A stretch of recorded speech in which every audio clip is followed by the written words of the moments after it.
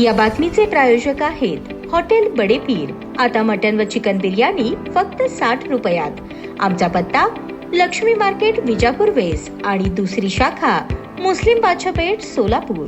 सगळ्यांचे अंदाज पोल ठरवत पालकमंत्री जयकुमार गोरे यांच्या नेतृत्वात भाजपने जिल्हा परिषदेवर एक हाती सत्ता मिळवली। त्यांनी केलेले योग्य नियोजन, सर्वांची बांधलेली मूठ, 100% भाजपचा नारा यामुळे हे शक्य झाले। भाजप जिल्ह्यात खोलवर रुजवण्याचा त्यांचा प्रयत्न सफल होताना दिसतोय। याचा फायदा भविष्यातील लोकसभा आणि विधानसभा निवडणुकीत होणार आहे। जिल्ह्यातील 2 खासदार तसेच 11 पैकी 6 आमदार हे विरोधी पक्षाचे आहेत। विरोधी पक्षाच्या आमदाराच्या मतदारसंघातील भाजपच्या नेत्यांना पालकमंत्र्यांनी ताकद दिली। जिल्ह्याची संपूर्ण प्रचाराची जबाबदारी पालकमंत्री जयकुमार गोरे यांनी स्वतःच्या खांद्यावर घेतली। सकाळी 6 ते रात्री 12 पर्यंत सभा, गाठीभेटी, रॅली असे दिवसातील 18 तास पालकमंत्री गोरे प्रचारात व्यस्त होते। जिल्ह्यात त्यांनी तब्बल 37 सभा घेतल्या। स्वतःच्या मान खटाव मतदारसंघातील निवडणुकीत कमी वेळ देता आला, त्यामुळे नुकसानही सहन करावे लागले। मात्र सोलापूर जिल्ह्यात सभा आणि नियोजनासाठी पालकमंत्री जयकुमार गोरे यांनी झोकून काम केले। जिल्हा परिषदेची ही निवडणूक पालकमंत्री जयकुमार गोरे यांनी एक हाती लढवली। निवडणूक विकासाच्या मुद्द्यावर आणत विरोधकांचा आवाज क्षीण करून टाकला। केंद्रात आणि राज्यात असलेली भाजपची सत्ता, याचा फायदा जिल्ह्यातील विविध विकास कामांसाठी होणार आहे हे पटवून दिले।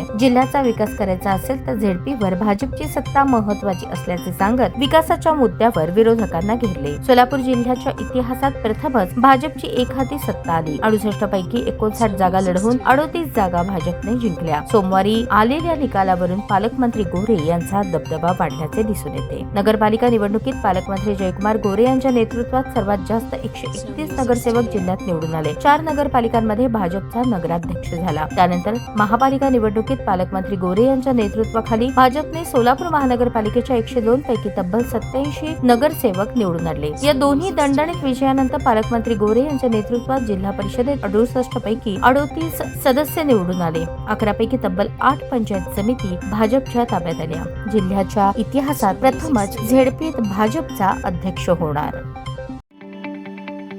ताज्या बातम्या पाहण्यासाठी प्राईम महाराष्ट्र न्यूज चॅनलला सबस्क्राईब करा।